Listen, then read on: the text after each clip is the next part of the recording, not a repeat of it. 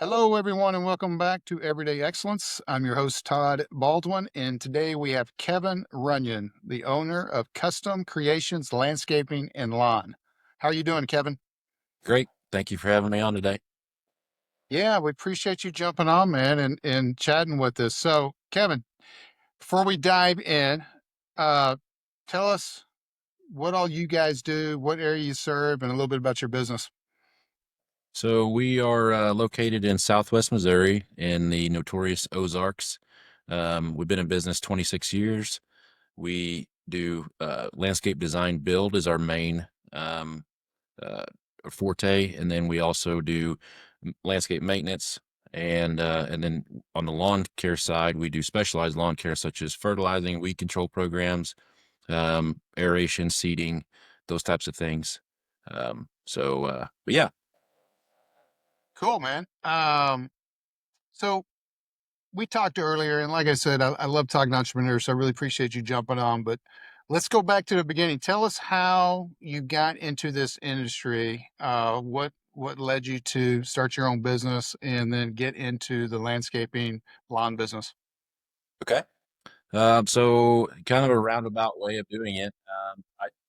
When I was senior in high school, I was looking for a really good paying job because I needed to put myself through college. And so I was reaching out to some commercial construction companies and just wasn't getting any bites.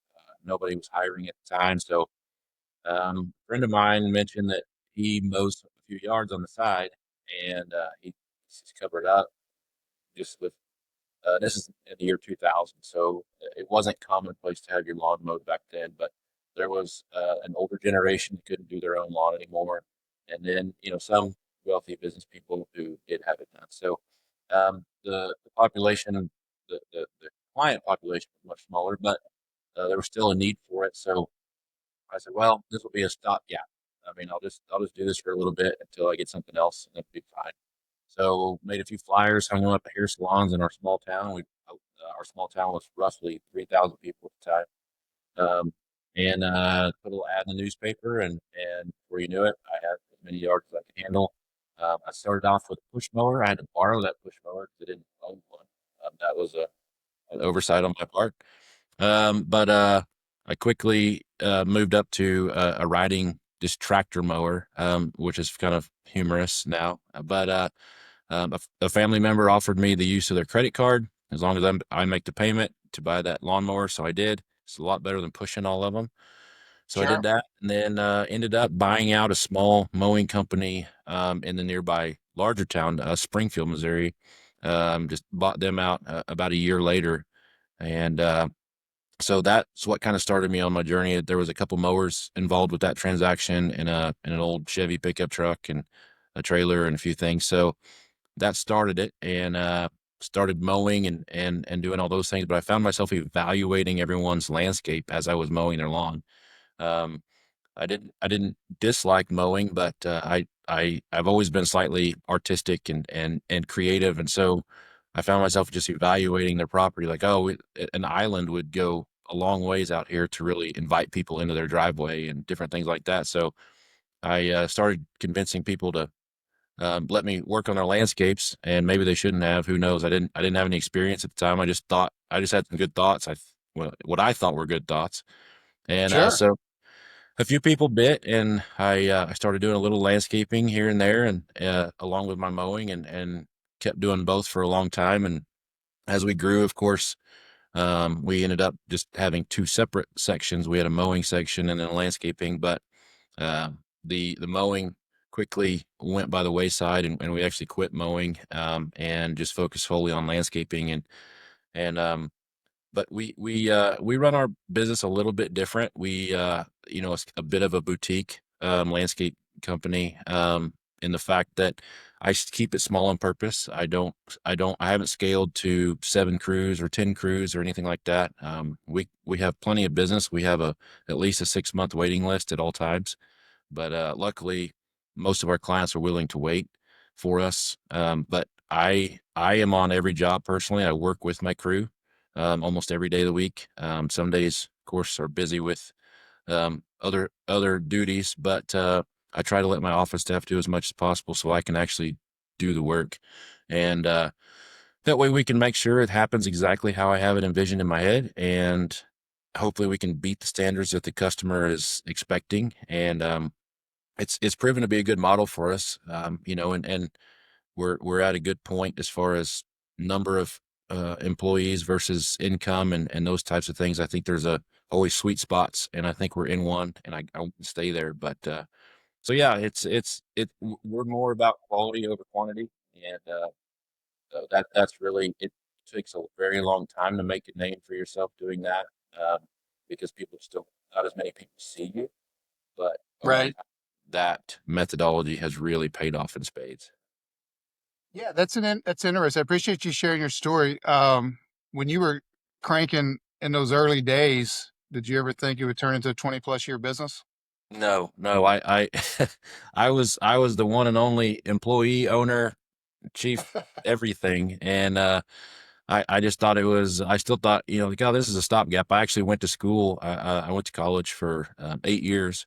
Got a couple degrees, but ended up just kind of sticking with this. It was something I was always interested in. I was still doing landscape jobs and everything through college. I mean, of course, that's what I was doing to put myself through school, and so I was still working all the way through school, and even when I was supposed to be studying chemistry, I found myself looking at industry magazines. I was more interested in that, so I stuck with it, even after graduation and all that. But and I'm glad I did. Yeah, no, but I mean it's why one of the reasons why perfect example why I like talking to entrepreneurs is you really can't do anything if you put your mind to it. I mean, nobody paid for your school. You're like, I need to go find a job in high school, side hustle that can make good money and pay for school. Right. You always had this desire to get a college education. So no, I think that's inspiring. It's the American dream. I'm going to go make this thing happen. Was there something a moment where you thought, hey, this could be really bigger than just a side hustle or a job while I'm in college? Yeah, I would say um, it took a while, but probably about the 10-year mark, it really started becoming something that could actually make a living and not just for me, but for a few employees. And, it took that long. Of course, this is in the early days. It was before all the online marketing and all the things. We had a discussion the other day, you and I, but we were in the yellow pages and we were taking out ads in newspapers, and we even tried TV at one point. But I mean, those were the outlets at that point. So, um, Yeah. advertising was very expensive and there was very few opportunities to do it. So it was slower growth back then than what I would expect now. But we did it. And yeah, I'd say about the 10-year mark, it really started turning around for us. That's so cool, man, that it turned into not only a full-time, business and employees, but the success you've had too, right? So just from borrowing, I love the story about just borrowing the lawnmower, and Yeah. so was that a neighbor you borrowed it from? It's Or actually was my it brother. He's older than I, and he had oh, already okay. moved out of the house. And I was like, "Hey, I'm gonna stop by your house and pick up your mower." He's like, "Okay, what do you need it for?" I was, I might need to mow about 10 yards. So, so I had to mow his also. So Did you? I mowed yards. I don't know if I shared that with you, but we had a lawn mowing business we started my senior in college, our senior in high school, and then I grew up in Amarillo, Texas, so I stayed. My dad said, "Look, you're going to junior college your first year. Show me you can make your grades and you're serious, and then you can go, you can go to Texas Tech where your sister goes." So right. those are my options. But no, we started mowing yards, and then I came back after we did that whole first year, end of high school, first year of college, and then I went away to college. I came back even that summer and did it, and then that business stuck around for another 4 or 5 years because my buddy, my partner, he had younger brothers, and they kept it going. I wish I'd have done it in college. That's Yeah. because it's such a great business not only to make money, but just to get that first taste of, being an entrepreneur, running your own gig. And so I wish I would have just started over in Lubbock, Texas, but I didn't. But one thing that struck me as you've grown and so forth is this growth, versus control, right? Or this purposely wanting to be a boutique, right? And so because that goes against what so many people preach, which is grow, grow, grow, grow, but what made you go that approach? What was the mindset there that, hey, I don't want to be a 10, 15, whatever crew company? Right. So when I first started, of course, I think I had stars in my eyes, and I thought that's where I wanted to be because those are the guys that were getting written up in these industry magazines. And I mean, you look at a equipment yard full of 30 trucks and nice equipment, and you're like, I want that.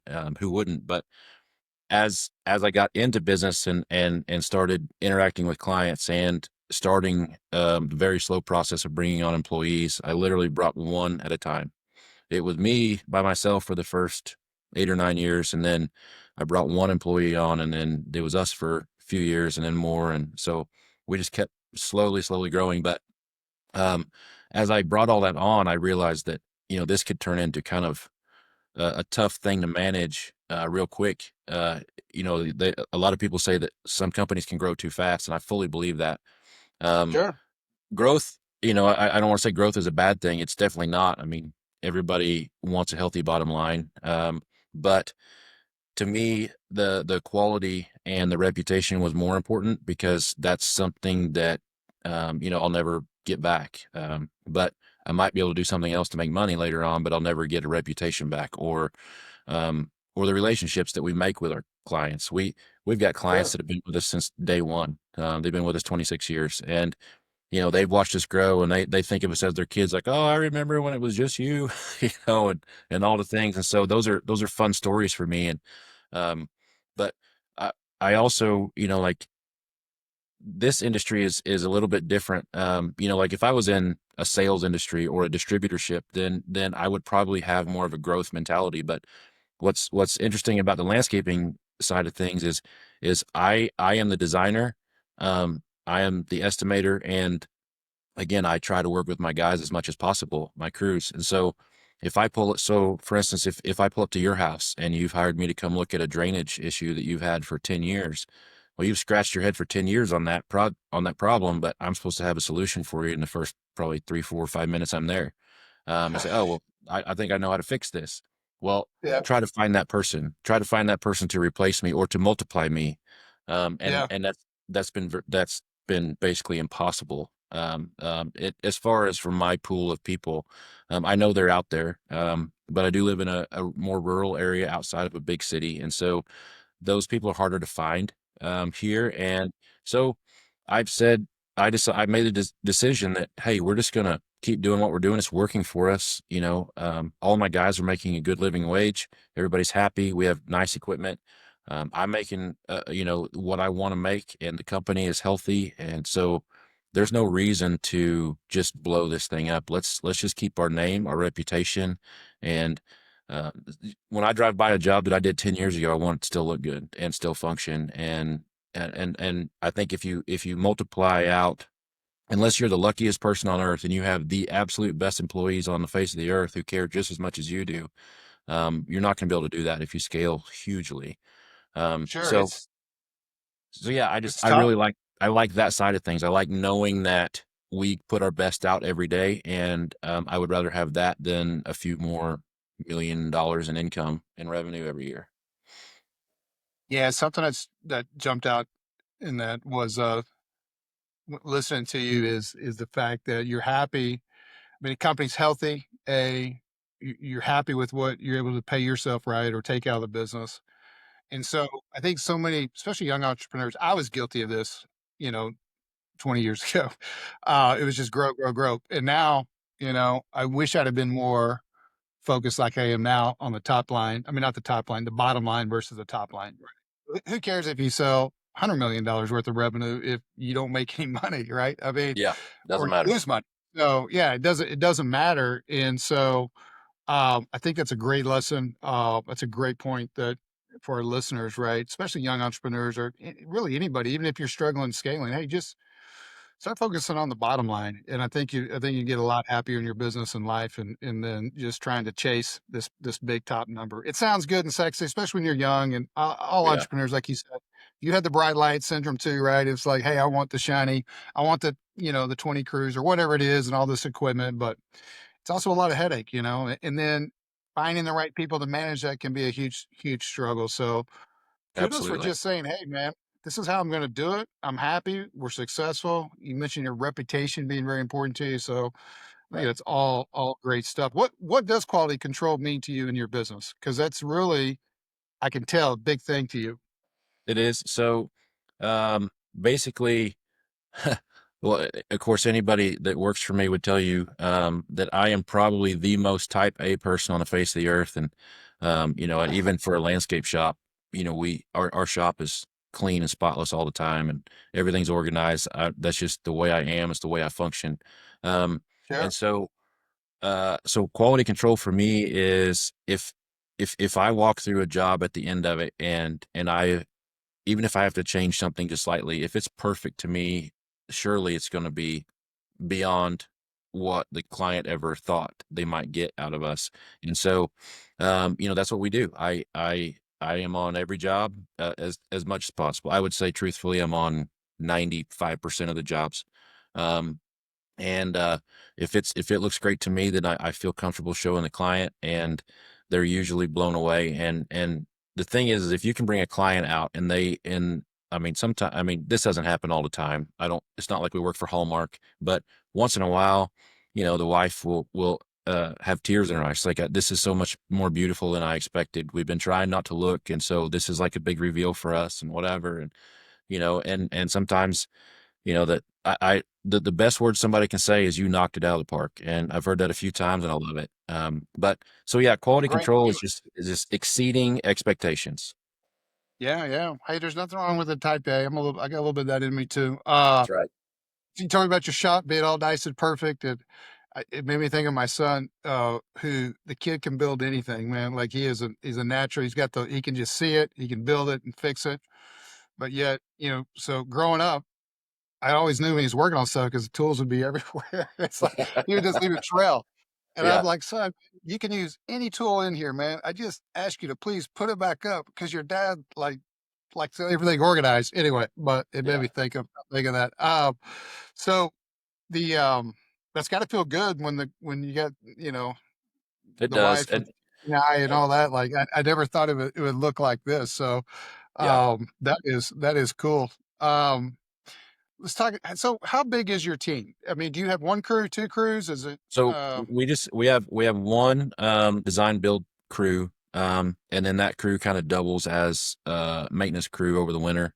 We do a lot of dormant pruning and mulching and all the things over the winter time. When we are still building landscapes in the winter, but we do most of our maintenance during the winter as well. But so we just have one crew of us that goes out and builds all the landscapes. I do have a full office staff, and then we also own a landscape supply store, garden center, on the same facility. We share an acreage facility here. And so all those people we're all under one roof. But okay, so our full team is about 10 people. Not huge, but it's enough to get it done. And another thing that I've done slightly different than a lot of people is I am light on people and heavy on equipment and tools. If there's a tool or equipment that will make our job easier in some way, and I can possibly make it work out pencil wise, then we try it. And right, so we have a that's cool. lot of ways to make our job easier. And so my honest opinion is if you put my so there's typically 4 to 5 of us that go out on a landscape job every day. So you put my 4 to 5 guys up against another crew of say 8 or 10, and their tools versus our tools, I'll bet we can keep up with them, if not pass them. Hey, I love that you invest in equipment to make the job easier because it's hard work what you It guys is. do. Yeah, There's nothing very. easy about nothing easy about it. I'm curious, what you mentioned, you being a very detail-oriented person. How does that translate into your company culture? How does it translate to your company culture? So at first, I try to ease into that with new employees, and I'm like, hey, you're gonna learn to hate me, but I'm gonna ask you to clean up this all the time, all this, just vent to the other guys. Everybody does it. It's fine. I try to just be a little humorous and easygoing at first, but people quickly learn that, I'm serious about it. And, the big thing too is that, having that mentality though, I feel like it adds efficiency to our company. So instead of constantly, I do apologize for the way I am at first, but then I stop apologizing for it because at the same time, it helps our business. Number one, we have a better end product. And number two, we're more efficient. Um, you don't have to look through our shop to find something. It's labeled and we know where it is at all times. Sure. So, we're saving a ton of time looking for things and sourcing things and all that stuff. In our yard, our materials yard is very well organized. Everybody knows where everything is at all times. So, I do apologize for it just from the personal aspects because not everybody's used to dealing with that on a daily basis, and it takes a little training on their part. But then I stop apologizing for it because I'm like, hey, this is the reason, you make a good wage and different things because we're very efficient. And it's because of these little nuances that I kind of need to keep me insane that help us do that. Well, hey, you are who you are, and you've got success built on those principles. So, if you hire someone, they don't turn out to be the right person. Hey, Yeah. um, it's their their loss, right? I mean, Fair. because you got to have the right people, man. I love that you tell them too. You're not gonna like me, Yeah. so Yeah, just I'm honest. because yeah, I mean we're digital marketers, right? So I mean we built tons of websites in our day, and I finally just my joke now, my favorite site that we build as a company is one I never see until it goes live, and I like it, right? Because, but I've really stopped, got out of that channel a long time ago because I would just nitpick it to death, right? And websites are very subjective anyway. What one likes, one can hate, but we Yep. obviously want our clients to love the look and feel, but more importantly, we want it to convert. But I'm right there with you because I would just like, what about this? What about this? What about this? And I was becoming more of a detriment in that lane than an asset. So Right. I had to bail out. But I've got a great team leader that leads that, and we put out good quality work. I got a question for you, kind of like because you're an expert in the space, right? This is what you do. But I'm curious. I think I know the answers, but do you feel like customers understand the value of design build versus just basic landscaping? Um, I think in certain markets they do. Yeah, If I'm being 100% truthful, I don't think everybody in my market does. Um, sure. because if it's a multiple bid situation, if they've got me coming in and say two other people, depending on the level that the other companies are at, if they're more of a, hey, we do mowing, we do landscaping, we do power washing, we do this and that. I mean, it's amazing to do all those things, and you know multiple revenue streams is great, but when they get someone more like us who are very well trained. I mean, four our four top managers all have degrees in the field, including horticulture, turf management, landscape construction. Everybody's a degree professional, um, and again, our equipment is, we always keep it nice and new and dependable. And so, anyway, you compare those two things on the same bid, and it may not come across the same, not because our profit margins are any more than theirs. That's where the difference is people always think, well, you're just making a lot more money. But a lot of times I've found that the cheaper bid is making a bigger margin than I am. They're just using different materials, less plant material, which of course is expensive. And like a cheaper rock, which, I mean, in the landscape world, rock can vary from $45 a ton to $600 a ton. So, you can really change the variable there just so easily. But so it's tough to really find the people that are willing to pay for a true professional and an actual design build company who is, I mean, in-house design. And we can send out renderings, we can alter renderings, we can even get engineers involved, all the things versus another company who can just come in and say, well, yeah, I'll put, those boxwoods in for you and I'll mulch your beds. It's two different things. And I'm not knocking either because we have to have all industries. You know, Yeah, it's apples and oranges.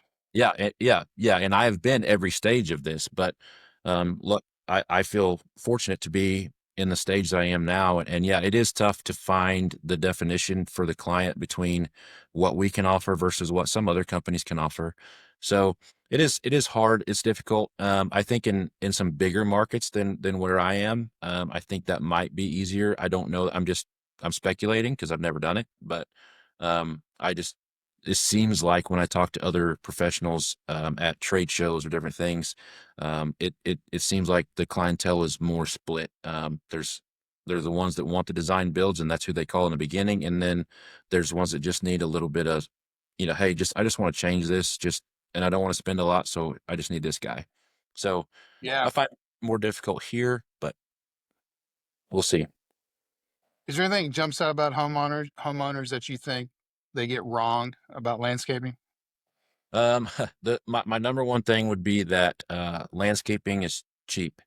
So, Yeah. I actually did a bid today. I stopped by and did a consult for a small zoo, and we walked through, and they needed a lot of work, a lot of updates. As they even described it, their entrance and their invitation into their zoo is very vanilla, is very white rice, as they said, and they want something really to bring people in to catch the eye. So there needed to be a lot of work done. And so I asked the $1 million question. I said, "Do you have any budget allotted for this year?" And they mentioned, if as long as we can stay under $3,000 or $4,000, we can get it in. Otherwise, we're going to have to start budgeting for it for years out. And so she's like, "So I would like to stay under $3,000 to $4,000." I'm like, "Okay, so what you just showed us is easily $200,000. So, um, I'll see if I can, update your sign or something like that for that $4,000 range. See if we can get the ball rolling, but just so you know what to expect." Um, so that was just a situation from today, but homeowners all the time, they want an elevated pool pad, and they want stairs, and they want pavers, and they want this, and I mean, they just unknowingly, it's not their fault, but they just assume this is like what is this, a $5,000 job? And it's actually Yeah. a $1,000 job. Um, and I think I blame HGTV some. I mean, I love HGTV just like everybody else, but when they have the landscape renovation shows, and they completely renovate something and change the looks of it completely and put in huge trees and all the things, and they're like, "Oh, we only spent $2,500 on materials." That's not true. we we Yeah. Yeah. False advertising. False Yeah. advertising. There's no way you got those materials for that amount of money unless they donated them. So, yeah, just the cost of true real landscaping, I think, evades people. Now some I can have a conversation with them, and they're like, "Hey, I get it now. There's a lot more involved with this than I expected, but I want it done right, so let's proceed." Others are just like, "Yeah, that's just more than I can do," which is fine. Or we offer a smaller version of what they asked for to try to fit their needs. So yeah, I mean, there's no judgment on that side as far as the fact that they don't understand what it costs. It's just it's not their industry, and they don't understand. I mean, I'd say a lot of people do the same thing if they wanted to build a house. I think a lot of people would pass out if they found out the price per square foot to build a house right now. So, it's just Yeah. you just don't know what you don't know. You don't know what you don't know, and that's a great answer, is that they think it's cheap or not expensive, or it's not as expensive as they would think. When you were telling that, I was, like, thinking, I'm guilty.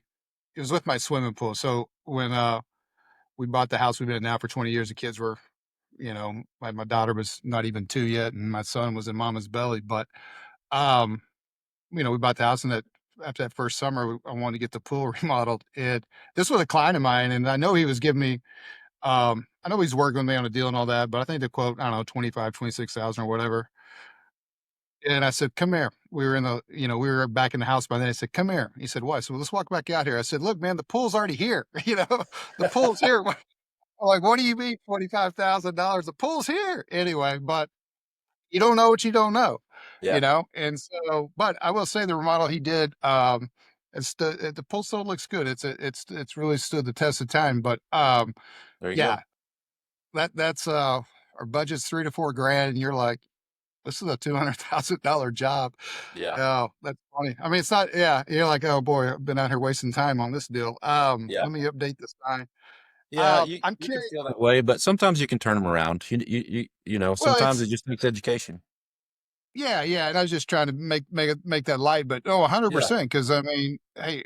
most of all of our big clients that we do a lot of work for, we started off with a project or a campaign or a website, something, and then we've been able to over time as their businesses grow and we've proven our value, we've grown into what we in our world really nice customers and do a lot of work for them. So it's okay to start small, and even if you can get that budget doubled and get some more going, if that's the type of thing you still want to work at that level.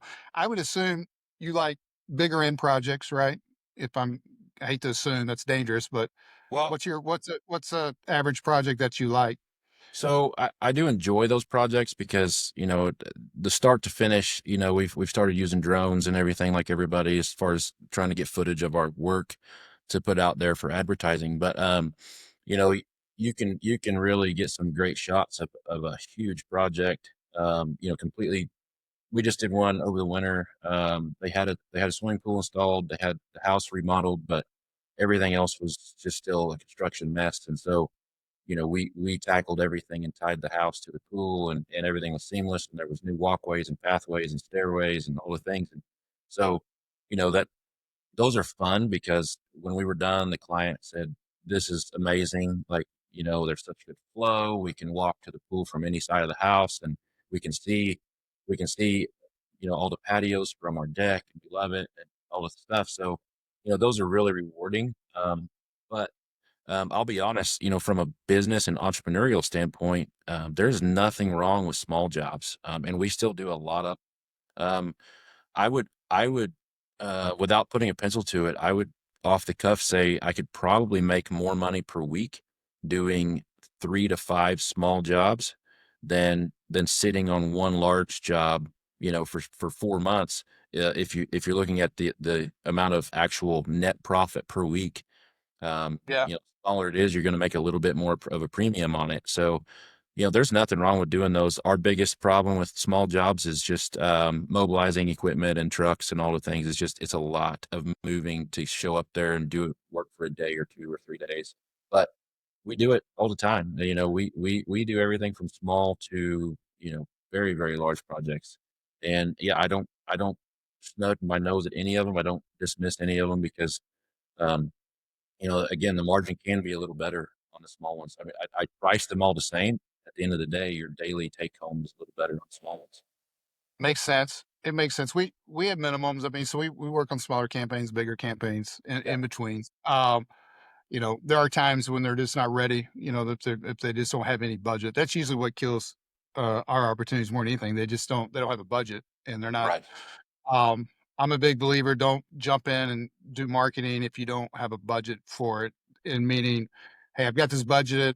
I'm okay spending this money. My mind's clear because if a guy tells me or a lady that, hey, I need this marketing to generate, 3 jobs in the next 30 days, or, we're going to be hurting, then something about the advertising gods are against you at that point. Their mind's not clear. There's too much pressure and it just doesn't work. It's Yeah. just weird how that is.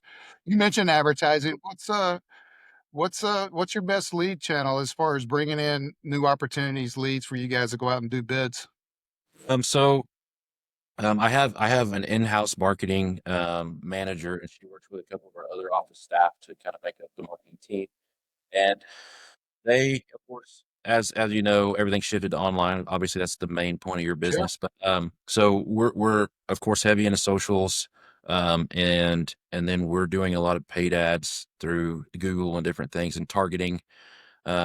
But I'll be honest, we still do old school. We have a couple billboards. We have radio commercials, and then the really old fashioned one is we still do a few mailers now and then. It's not a regular, but we do, and we get a response, which is um, kind of funny. I don't know if every market mailers work, but in ours they do. I mean, we're kind of a rural market, more of an old fashioned area, and we get great response out of direct mailing. So we kind of cover the gamut. We're covering a little bit of everything. We have a big marketing meeting, usually in like December or January, and we kind of make up our budget for the next year, and they decide, what portion of it's going to go where, and we stick to it. But it's really done well. I mean, I used to cringe at the idea of just sending money out there to the advertising gods and hoping people would call me. I'm like, I'm just lighting money on fire. But I'm Sure. uh, I am a huge believer in advertising, and it's what has made us who we are today. Of course, word of mouth is great, and word of mouth is always the best advertising, and we get a lot of referrals, and we love that. But you're never going to get new clientele if you don't advertise. So, it's any new guys who come to me for advice. I do tell them, I was like, don't be irresponsible with it, but don't be afraid to spend some advertising dollars. You can't spend half of your gross income on it, but you you need to definitely allocate some money for advertising, or you're just going to stay stagnant, and you're going to just quit after 5 or 6 years because you haven't grown like you wanted to. Yeah, those are all great points. The direct mail jumped out because I hear direct mail works all the time. And so, hey, makes it if people think it's outdated or it's not working, great. That means there's less people doing it, right? So, but yeah, I mean, there's different industries and markets, and direct mail still works. There's a reason why that mail still shows up in your mailbox too, because it works, right? I mean, if it didn't work, we would not get any direct mail sent to us for advertisements, right? I mean, think about it, because you do it because, hey, you're able to obviously track it. Hey, you're getting a return on it. And so, but yeah, good old print. It still has a good ROI attached to it. And yeah. Yeah. And so what made you bring your marketing in house? I think you said you'd used some different agencies over time. And Yeah. I just, if there's any pain points you could share with working with other agencies, you won't offend me. I know that's my space. Like I said, the digital marketing agency space has really gotten a bad name because there's a lot of just Right. bad apples in this group, man. They overpromise, underdeliver, charge too much, and it's given my industry really a bad reputation. But what led you to take it in house, and if you could share a little bit, that'd be great. Yeah. So, we, like most companies, when we first started doing advertising, in the new age of more online digital advertising, we farmed it out to, we tried a couple different agencies, and, you know, both had pros and cons, both sides, obviously. Some of the pain points were, definitely, like you said, overpromise, underdeliver. So it was always, hey, you pay us X dollars per month, and you're gonna show up in the top four on the first page of Google. You're gonna get so many likes on all of your Facebook, and all your other social ads, and all the things, and then so we pay the monthly fee, and this all sounds great. And what do you need from us? And, oh, just pay the fee. We're doing all the work behind the scenes, and Hey, sounds great. Well, Kevin, thanks again for being on here, man. I really appreciate time, and I've enjoyed visiting with you.